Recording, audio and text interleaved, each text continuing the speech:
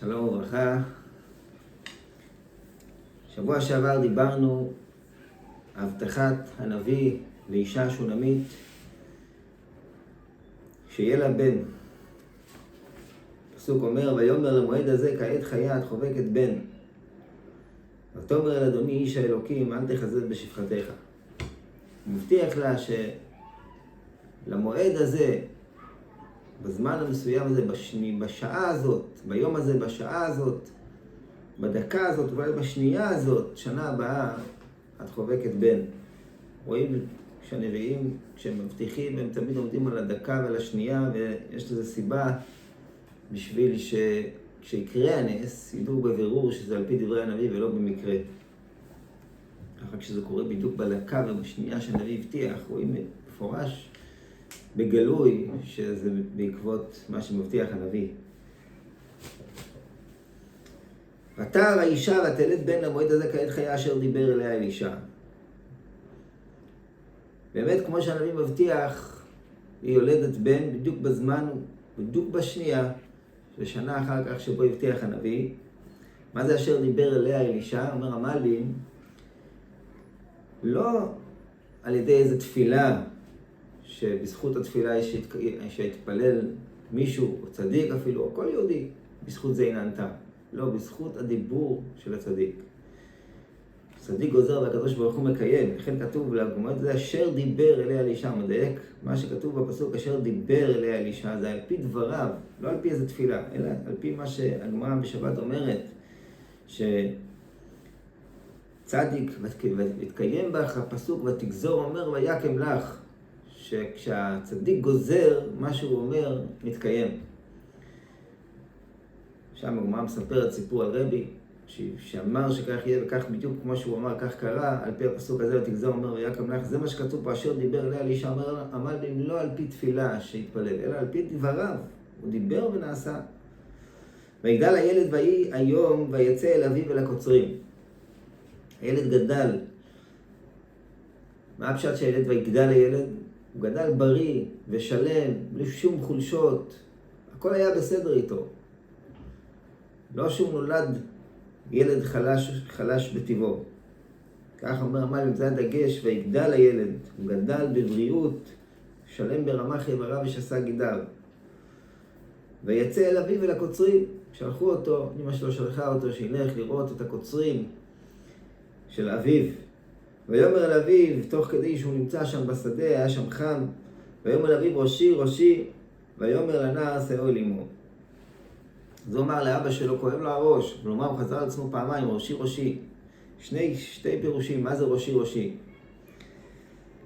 הרד"ק הוא כותב שדרך הכואבים, או לגנוח מכאב, או לחזור על דבריהם, לכפול את דבריהם, מתוך הכאב, אז הם חוזרים על הדברים, זה מה שאומר ראשי, ראשי, שזה דרך הכואבים מאוד, שהם חוזרים על דברים פעמיים.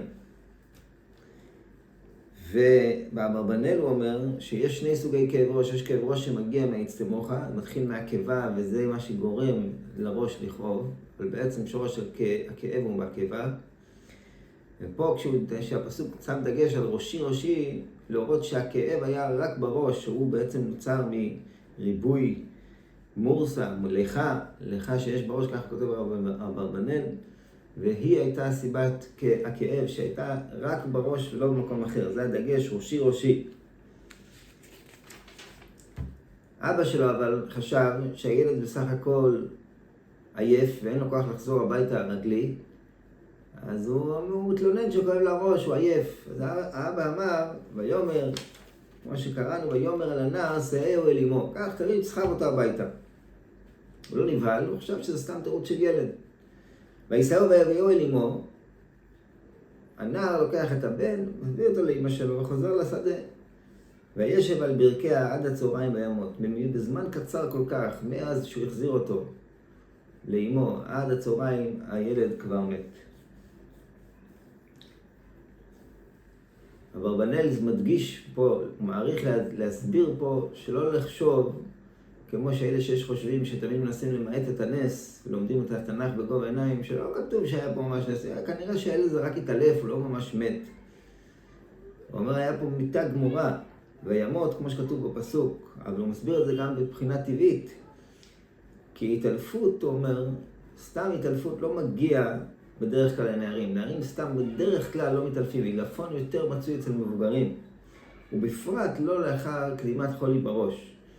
אז ממילא, כשכתוב בפסוק וימות, ולהוציא את זה מהפירוש הפשוט של וימות, להגיד שהכוונה היא עילפון, במיוחד שזה לא הדרך לנערים להתעלף, ובכלל לא הדרך להתעלף אחרי שיש חולי בראש, אז לכן ברור שהפשט הפשוט, כמו שאנחנו מבינים, וכמו שחז"ל מבארים, שהוא מת בהחלט ויצא נשמתו מגופו.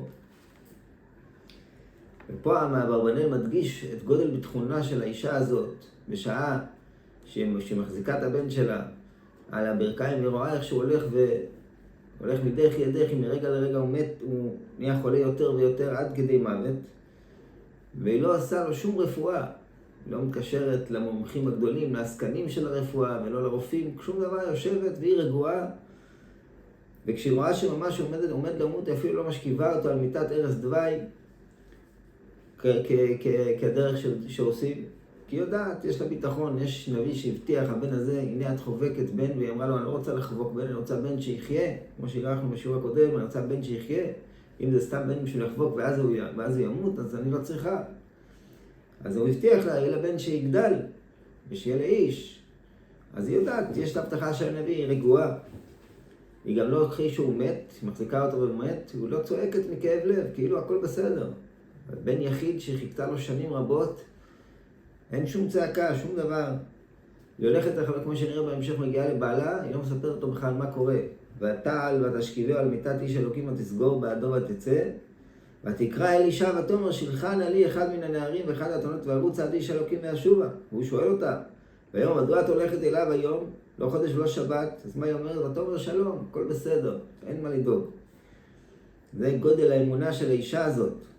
כל כך רגועה, היא יודעת שהנביא הבטיח שהנער הזה יהיה נער בריא, הוא יקום, הוא יגדל, הוא יהיה לאיש, הוא יבנה בית.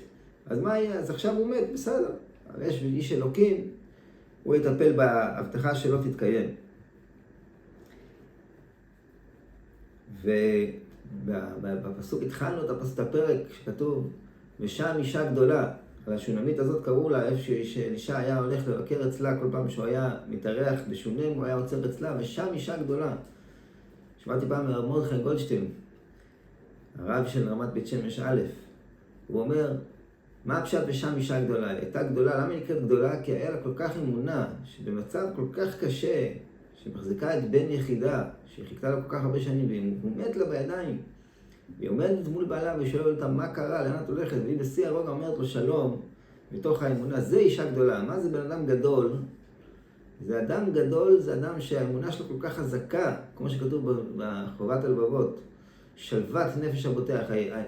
העדות לאמונה של אדם זה השלוות נפש, לא מסכלות, כי הוא חסר דעת, הוא לא מבין כמה מצב קשה. הוא מבין את המצב קשה, אבל הביטחון שלו מתגבר על המצב, הוא כל כך בוטח בבורא עולם, שיכול לעמוד בשלוות נפש, כמו שהיא עומדת בזמן שהבן שלה מת מוטל על מיטתו של אלישע, והיא אומרת לבעלה, ותאמר שלום.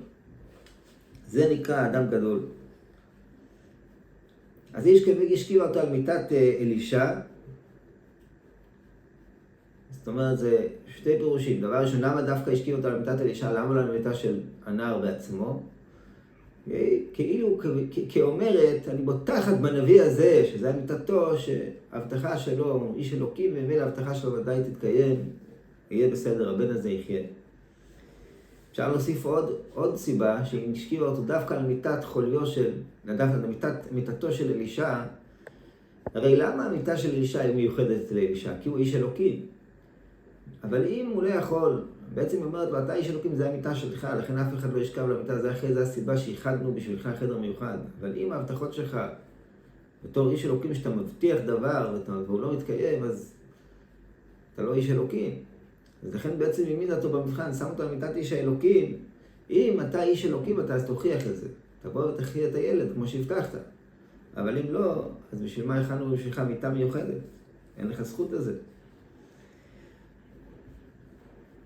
עכשיו, אז אמרנו שהיא הלכה והיא אמרה לבעלה שהיא רוצה ללכת, לאיש אלוקים, והוא שאל אותה, לא חודש ולא שבת, לאן את הולכת? מה זה חודש ומה זה שבת?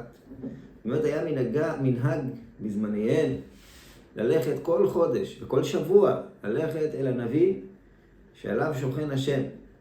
בעצם הקדוש ברוך הוא, כך מסבירים המפרשים, ציווה ללכת, לעלות לרגל 3 פעמים בשנה, עולים להר השם, ושם אדם ממשיך על עצמו שפע קדושה מהשוכן בבית הנבחר, זה בית המקדש.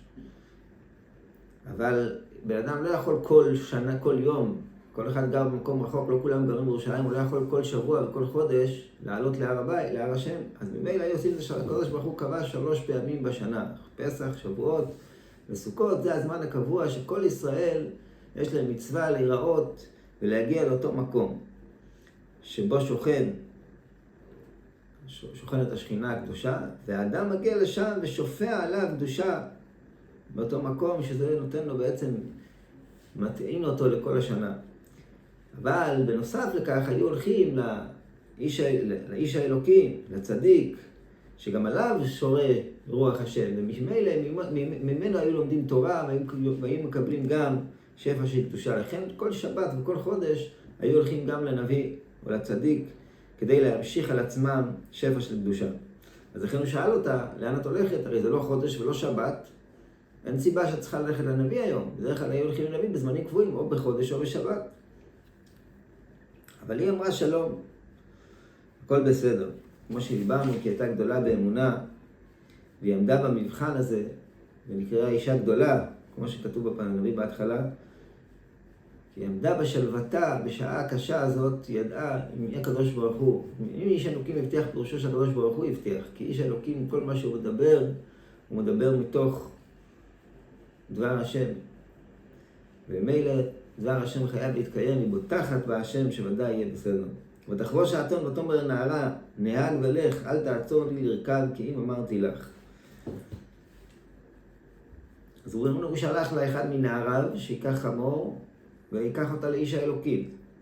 מה כתוב? ותחבוש האתון, היא חבשה את זה בעצמו. למה הנער לא חבש את האתון?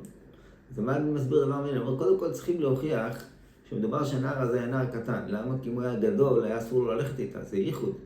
גם איסור ייחוד הוא שייך גם במקומות שהם בשדה, בחוץ, במקום שלא מצויים אנשים, אפילו אם זה בחוץ ולא ב4 קירות, יש בזה איסור ייחוד.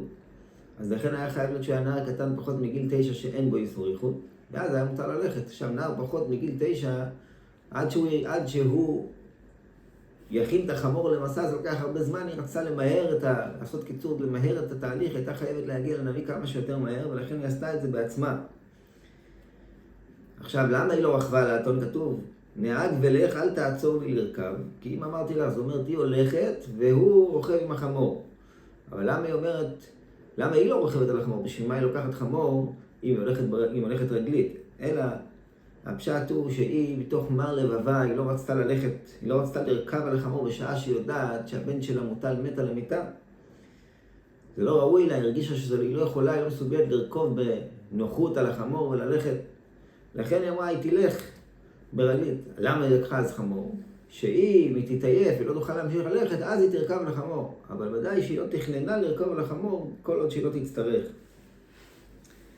ולבסוף באמת היא הלכה רגלית כל הדרך עד שהגיעה לכרמל, למקום שבו נמצא הנביא. הרלב"ג מוסיף פה שמכאן לומדים שבשעת פיקוח נפש, שיש הצלת נפשות, יש דבר שתלוי בו, הצלת נפשות, צריך לעשות כמה שיותר מהר, לפעול, לא לחכות למחרת או לא לחכות לדחות לשעה. מיד, היא פעלה מיד והיא עשתה הכל כמה שיותר מהר. מיד חבשה את החמור, מיד הלכה לנביא, לא חיכתה, לא המתינה לשום דבר. כי בשעה שיש זמן של פיקוח נפש, זמן של הצלת נפשות, צריך לפעול ולא להתעכב אפילו לא לרגע. ותלך ותבוא אל איש האלוקים אל הר הכרמל, ויהי כראות איש אלוקים אותה מנגד, ויאמר אל גחזי נערו, הנה השונמית עלז. הגיע לקראת איש האלוקים והוא ראה אותה מרחוק, והוא מיד אמר לנערו, הנה השונמית, וזה הוסיף, אתה רוץ נא לקראתה ואמור לה, השלום לך, השלום לאישך, השלום לילד, ותאמר שלום. זאת אומרת, כשהוא ראה אותה שהיא מגיעה לא בחודש ולא בשבת, מה פתאום היא מגיעה? כנראה שיש סיבה, יש בעיה, חסר לה איזה דבר, או אצלה, או אצל בעלה, או אצל הנער. והיא אומרת לגחזי, שלום, הכל בסדר, תגיד לו שהכל בסדר, ותבוא אל איש האלוקים אל ההר ותחזק ברגליו. ואז היא ניגשת לאיש האלוקים בעצמה, מחזיקה ברגליו, ואז היא אומרת לו, ויגש גחזי להרדפה, ויאמר איש האלוקים מרפא לה, כי נפשה מרה לה, והשם העלים ממני ולא הגיד לי. ואז היא ממשיכה ואומרת, כמו שנראה בהמשך, ותאמר שאלתי בן מת אדוני, הלא אמרתי לו תשלה אותי. היא מספרת לו שהבן מת. אבל פה נשאלת השאלה, למה כשהיא מגיעה לקראת איש האלוקים, והוא שולח את גחזי לשאול אותו, הכל בסדר, אז פה היא אומרת שלום. היא כבר אמרה שלום, היא בוטחת, עכשיו היא עומדת מול הנביא, תספרי לו את הסיפור. למה לא? היא מגיעה, אומרת שלום גם לנביא, ואז רק כשהיא מגיעה ונופלת לרגלה, ואז היא מספרת לו. אז בספר כתבי אמרי שאול, סיפר פעם שנכנס חסיד אחד אל אביו, זקנו, מזבלי. בא לשאול שאלת שלום אצל הרבי. אז הרבי שאל אותו, השלום לך, אז הוא מיד התחיל להתמרמר, ולשפוך עליו את כל מר גורלו, וכמה שקשה לו בחיים. אז גער בו הרבי, הוא אמר לו, זה לא הדרך. הרי רואים אצל השונמית, כשהגיע לקראת הנביא, הוא שאל אותה, השלום לך, השלום יעד, השלום ישאר, היא אומרת, דבר ראשון שלום. כן, שלום. אחרי שהיא אמרה שלום, אז היא ניגשה אליו וסיפרה לו שהילד מת. זאת אומרת, הדבר הראשון שצריך לעשות זה לא להתמרמר בראשית הדיבור, לא מתמרמרים בראשית הדיבור. דבר ראשון, תגיד שלום. הכל ברוך השם, תודה להשם, ואז יש לך בעיה, תגיד את הבעיה. אבל לא לפתוח את השיחה עם המרמור, עם הבעיות. וזה אולי כוונת הרלב"ג שהוא אומר פה, ותאמר שלום לא רצתה לפתוח פיה לרעה. ודאי שהיא בסוף תגיד שהבן מת, היא צריכה לספר לו. אבל לא רצתה לפתוח בדבר הזה, לא פותחים. מה הסיבה שלא פותחים עם הרע? כי בעצם נראה שביאור העניין בזה, שכל בן אדם שיש לו בעיה, יש לו צרה, אז זה פרט בתוך החיים שלו. נכון? יכול להיות זה פרט מאוד דומיננטי ומאוד משפיע עליו, על הרגשות שלו, ועל הכל יכול להיות שזה משפיע. אבל בעיקרון כשהוא מסתכל על החיים שלו, על החסד שסובב אותו, חוץ מאותו פרט, אז יש לו חסד עצום כל הזמן, עצם זה שהוא חי ונושם והולך, ויש לו שתי רגליים ושתי ידיים ועיניים, וזה חסד עצום ונורא. אז נכון, יש לו עכשיו בעיה באמת שתופסת לו את החיים במרכז החיים שלו, וזה כל הזמן תופס אותו, והוא כל הזמן חושב על זה, אבל אסור לו לאבד את ההכרה שלו בחסד השם שכן יש לו, ולכן צריך תמיד לפתוח בשלום, ברוך השם שלום, יש חסד בלי סוף. אני בא לתפוס את הדבר הזה, צריך לראות את זה כפרט בתוך כל הטוב שהשם סובב אותנו. ולכן כשפותחים קודם כל בצד החיובי, תמיד לפתוח בפה, מה נשמע שלומך? ברוך השם שלום, הכל טוב. יש בעיה פרטית, אני צריך לטפל, נכון, היא מאוד כואבת מאוד, היא מאוד משפיעה על מהלך החיים, אבל צריך לראות שבסך הכל, רוב הדברים שסביבנו זה שפע של טוב וחסד של הקדוש ברוך הוא כל רגע ורגע. ולכן באמת ככה היא אמרה, כשאלישע שאל אותה פעם ראשונה, מה שלומה, האם שלום לבעל, היא אמרה שלום. דבר ראשון פותחים בשלום. עכשיו ניגשת לאלישע ואומרת לו, ששאלתי בן מת אדוני, הלא אמרתי לא תשלה אותי. אבל לפני כן, ויגש אליה גחזי להודפה. היא תופסת לאלישע את הרגליים, אז גחזי מיד קופץ להדוף אותה. היא רצתה להשתחוות ולהתחנן לפני אלישע בתוך הכנעה שירחם עליה ועל בנה, ויחיית ויציל את בנה. אבל גחזי ניגש להדוף אותה. למה? שני פירושים במפורשים, הרד"ק והרלב"ג. א', מפני כבודה. את לא צריכה להיכנע כל כך הרבה, להשתחוות לפני הנביא, זה לא, הנביא לא רוצה את זה ממך, את לא צריכה, אל תדאגי, הוא יעזור לך גם ככה, את לא צריכה להשפיל את עצמך כל כך. או מצד שני, כבוד של אלישע, זה לא כבוד וראוי לאלישע הצדיק, שומר תמיד מרחק מהאישה, שאישה תתפוס את רגליו ותשתחווי ככה לפניו. אז או לכבוד האישה או לכבוד הנביא. אבל הגמרא בברכות אומרת, אמר רבי יוסי ברב חנינא, הוא קדוש ומשרתו אינו קדוש. גחזי לא היה קדוש, אלישע היה קדוש, כי איש קדוש הוא כתוב בפסוק. כשהשונמית סיפרה לבעלה על אלישע, אמרה, שמתי לב, כי איש קדוש הוא. אז אומרים חז"ל, הוא קדוש ואין משרתו, גחזי לא היה קדוש. מאיפה חז"ל יודעים? כי כתוב בפסוק, ויגש גחזי להודפה, אומר רבי יוסי, ברב חנינא שאחזה בהוד יופייה. מה זה הוד יופייה? כי הדפה זה נוטריקון, הדפה, הוד יודפה. ה' ד' זה הוד יופייה. רש"י אומר שאחזה בדדיה שהוד יופייה של האישה. זה היה החיסרון של קדושה שהייתה בגיחזי, שמתוך תאוותו, כשהוא בא להדוף אותה, הוא אחז אותה דווקא שם. מעניין שהבן יהודה אומר שהוד יופייה, אומר לא כמו רש"י. לא, הוד יופייה זה לא דדיה, אלא זה מצחה ועיניה. הוא אחז אותה במצחה ועיניה. הוא אומר כי לפי כמות המצח וישרותו, כך מידת היופי. ושם הוא אחז אותה. פה אנחנו רואים שהרבה פעמים בן אדם פועל כביכול לשם שמיים, הנה גיחזי ככה קפץ עליה לשם שמיים, לעשות כזאת פעולה לטובת הצדיק, לשם קדושתו, להרחיק את האישה מהצדיק הקדוש, ובתוך מעשיו באמת, בפנים הוא מכוון לשם תאווה של עצמו. פה אנחנו רואים הרבה פעמים אדם פועל לשם שמיים, אבל הוא צריך לבחון טוב טוב האם יש מתחת לשם שמיים, משהו פנימי יותר שהוא באמת רק לשם תאוות שלו, רצונות האינטרסים האישיים שלו. ותאמר שאלתי בן מאת אדוני, הלא אמרתי לו תשלה אותי. אמרתי, סיכמתי איתך, אני לא שאלתי, אתה הבטחת, זה היה מהיוזמה שלך לתת לי ברכה שיהיה לי בן. כשבירכת את הברכה, תנית איתך, אני רק רוצה, אם נהיה לא משהו, אל תטעה אותי, אל תשלה אותי כבנו, אל תטעה אותי. זה אתה, היא לא צריכה בן אם הוא לא יחיה, זה רק יצאה אותה הרבה יותר. ויאמר לגיחזי חגור מותניך וכך משנתי בידיך ולך, כי תמצא איש לא תברכנו, וכי יברכך איש לא תעננו ושמתם משנתי על פני הנהר.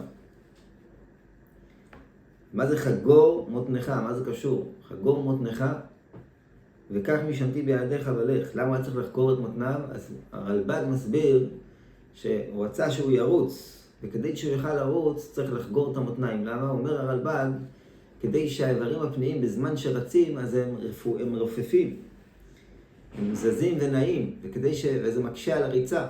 כשחוגרים זה מחזיק את האיברים הפנימיים ואז אפשר לרוץ יותר בקלות. ולכן גם הוא מנע אותו שלא יברך אנשים, אם יגידו לו שלום, הרי כולם יראו את המשרת של האיש האלוקים, כולם תמיד רוצים לדבר איתו, כי אם יש להם קשרים עם המשרת, אז יש להם גם כניסה לאיש הגדול. אז הוא היה בן אדם מבוקש כשהוא היה רץ ברחוב, הוא אמר, מי שתופס אותך ברחוב, אל תענה לו שום דבר, אתה רק רץ, לא מדבר עם אף אחד, כי למה? בשביל למהר את התהליך, כמו שאמרנו קודם, כשיש מצב של פיקוח נפש, לא מעכבים שום דבר, עושים את זה כמה שיותר מהר. לכן תלך ישר בריצה למקום, לבית של אלישע, לבית של השונמית, ותשים את המשענת על פני הנהר, את המשענת של אלישע על פני הנהר. לא יתעכב בדרך בדיבורים עם אנשים. המלבי מולך הוא מבאר בזה ביאור חדש, מה שלא לא נמצא במפורשים האחרים. הוא באמת אומר שאלישע עצמו, כיוון שהקדוש ברוך הוא לא גילה לו שהנער מת, הוא חשב שבאמת זה לא מיטה, אלא זה רק עילפון. ולכן הוא חשב שהם מספיק במשענת, שהוא ישפיע את ההשפעה הקדושה שלו על המשענת, שזה יעביר הלאה את הכוח להעיר את הילד. ולכן הוא גם ציווה אותו שלא ידבר עם שום בן אדם, כדי לא להפסיק את הכוח שניתן בתוך המקל, בתוך המשענת של אלישע. אולי זה קשור לזמן, זה נתפס בתוך אני לא מבין מה בדיוק הביאור שהוא מכניס קדושה לתוך המשענת, שיכולה להחיות את הילד מעילפונו, אבל כן, אנחנו כן מבינים שיש קדושה גם על החומר, כידוע, שהכלים של צדיקים הם גם מושפעים בקדושה. יש חז"לים על זה, שהאבנים של יעקב רבו, איזה אבן יזכה להיות הכרית של יעקב, עד שהם נעשו מחוברים כולם כאחד, שכולם יזכו, רואים שזה משפיע, הצדיקים יכולים להשפיע על החומר, וההשפעה הזאת הוא השפיע על המשענת, אבל זה היה מותנה שזה יהיה מהר ביותר ולא יהיה שום הפסקות באמצע. ותאמר, הם הנער. אז בעצם אלישע שלח את גיחזי, גיחזי לוקח את המשענת והוא רץ ומתקדם לכיוון הנער. בינתיים האישה השונמית, היא אומרת, ותאמר הם הנער, חי השם וכי נפשך אם יזבקה, ויקם אליך. היא אומרת, לא מספיק לי שהוא הלך, אני רוצה שאתה תבוא. הוא לא רצה להסתמך, היא לא רצתה להסתמך רק על גחזי. אולי בגלל שהיא ידעה גם מי זה גחזי, או בגלל שהיא באמת ידעה, לפי המלבים זה מסתבר, היא ידעה את חומר העניין, היא ידעה שזה לא רק עילפון, היא ידעה שזה באמת, היא ראתה שהוא מת, היא הבינה שהנער מת. ולכן היא אמרה, תבוא, לא יספיק על משלת, אתה צריך לבוא בעצמך. וכתוב פה בפסוק, ויקם וילך אחריה, וזה בעיה גדולה. הגמרא בברכות אומרת, לא ילך אדם אחרי אישה, ברכות ס"א, לא ילך אדם אחרי אישה בדרך, ואפילו אשתו, נזדמננו על הגשר, יסתכל על הצדדים, הוא ילך מהצד עד שתעבור מלפניו. ומי שאינו נזהר בזה, אז הגמרא אומרת שיש לו חלק לעולם הבא. אבל זה דבר שצריך להיזהר, אבל הגמרא ממשיכה שם ואומרת, אבל עובר אחרי אישה, כשהיא עוברת בנהר, אז אין לו חלק לעולם הבא.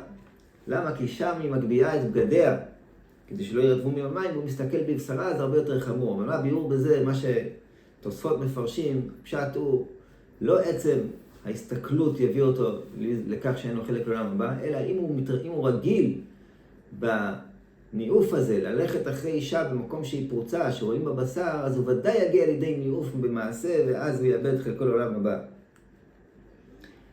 אבל הגמרא שם שואלת על אלישע, איך אלישע הלך אחריה, ויקם וילך אחריה, אם כל כך חמור ללכת אחרי אישה, ואפילו אשתו, זה מביא לידי איסורים חמורים אחר כך, מלבד עצם ההסתכלות.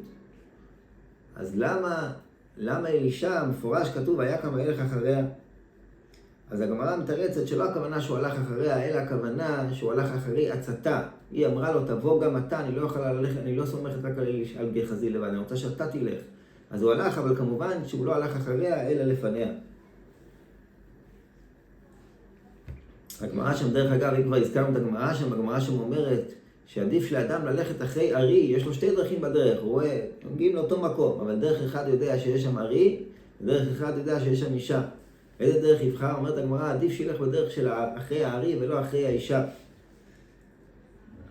אז פשט הפשוט אומרים המפרשים, שאם הוא ימות על ידי הארי, אז הוא יאבד את העולם הזה, אבל העולם הבא יהיה לו. אבל אם הוא יחשל באישה, אז הוא יאבד את העולם הבא שלו, ועדיף לאדם לאבד את העולם הזה שלו, מאשר לאבד את העולם הבא שלו, העולם הנצחי. כך כתוב בספר עיני יצחק. ויון יעקב הוא ביאר, שהרי דוד המלך אומר, שהוא היכה את הארי ואת הדוב. הוא היה חזק יותר מאריה ודוב. הוא צריך גם את הארי ואת הדוב היכה עבדך. חז"ל כותבים שזה היה הארי ושתי גוריו, אותו דבר דוב ושתי גוריו. הוא צריך להכות בכולם, הוא היה יותר חזק מארי ודוב, והנה הוא נכשל בבת שבע, באישה הוא נכשל. אז רואים שהכוח של אישה להכשיל אותו יותר חזק מהארי, לכן אחרי ארי ולא אחרי אישה. ארי אתה עוד יכול להינצל ממנו, אבל אישה אם אתה נכנס בניסיון שלה, קשה מאוד מאוד להינצל ממנה. אבל בספר מליץ נועם הוא הקשה. איך יכול להיות שאומרים לי, תלך אחרי אריה ולא אחרי אישה? למה? כי זה כל כך מסוכן ללכת אחרי אישה, הוא יכול לאבד את העולם הבא שלו. הרי הגמרא בסוטה אומרת, אדם שרואה אישה טובעת בנהר, והוא אומר, אני לא יכול להציל אותה, זה לא צנוע, חסיד שותה. מצווה עליו ללכת להציל אותה. רגע, למה שהוא יציל אותה? הוא מסכן את העולם הבא שלו. הוא הולך אחרי אישה, פה אומרים לו, הולך אחרי האריה, אל תלך אחרי האישה. ופה אומרים לו, לא, אבל להציל אותה, לך תציל אותה, הוא מסכן את העולם הבא שלו, למה פתאום פה מותר? אז הוא תירץ שבאמת לא נאמרה פה בגמרא הלכה. הגמרא רק רצתה להעצים את גודל הניסיון שיש כאשר אדם צריך ללכת אחרי אישה. עד כדי כך שהגמרא אומרת שאדם שיזדמן לו כזה מצב, ודאי שהוא צריך ללכת אחרי האישה, אבל הוא צריך לדעת שהיה עדיף לו שהיה צריך ללכת אחרי אריה מאשר ללכת אחרי אישה. כמה חמור זה, כמה מסוכן זה כשהוא צריך ללכת אחרי אישה. עד כדי כך שלכאורה צרה גדולה יותר, זה צרה יותר גדולה מאשר הוא היה צריך עכשיו ללכת אחרי אריה. ודאי שלמעשה לא צריך להכניס את עצמו לסכנה וללכת אחרי האישה, אחרי אריה, אלא ילך בשביל שיש שם אישה ולא יסכן את עצמו. אבל שידע כמה זה חמור, זה עד כדי כך שלכאורה שהיה עדיף לו ניסיון כזה ללכת במקום שאולי יש שם אריה מאשר מקום שאולי יחשל בעבירה עם האישה. כמה ניסיון קשה. אבל בכל מקום אנחנו רואים פה כמה חז"ל החמירו בנושא הזה של אישה. אין אפוטרופוס, כמו שכתוב, אין אפוטרופוס לעריות. וצריך להיזהר בזה מאוד מאוד, שלא לגרות בעצמנו את העניין הזה של נשים. ואדם אומר, לא, אותי זה לא משפיע. חז"ל היו חכמים יותר מכולם, והם אומרים, אין מישהו שזה לא משפיע עליו, אין מישהו שיכול להיות בטוח בעצמו, עד כדי כך שחז"ל שואלים, ויקם וילך אחריה, מה פתאום? לא ייתכן שאישה הלך אחרי אישה. אישה, קודש קודשי, מה, לא יש בעיה ללכת אחרי אישה? ברור, לכולם יש. אין מישהו שהוא יכול להציל, שהוא יכול להגיד, לי זה לא משפיע. אם זה לא משפיע עליו, אז או שהוא חולה או שהוא עובד עלינו.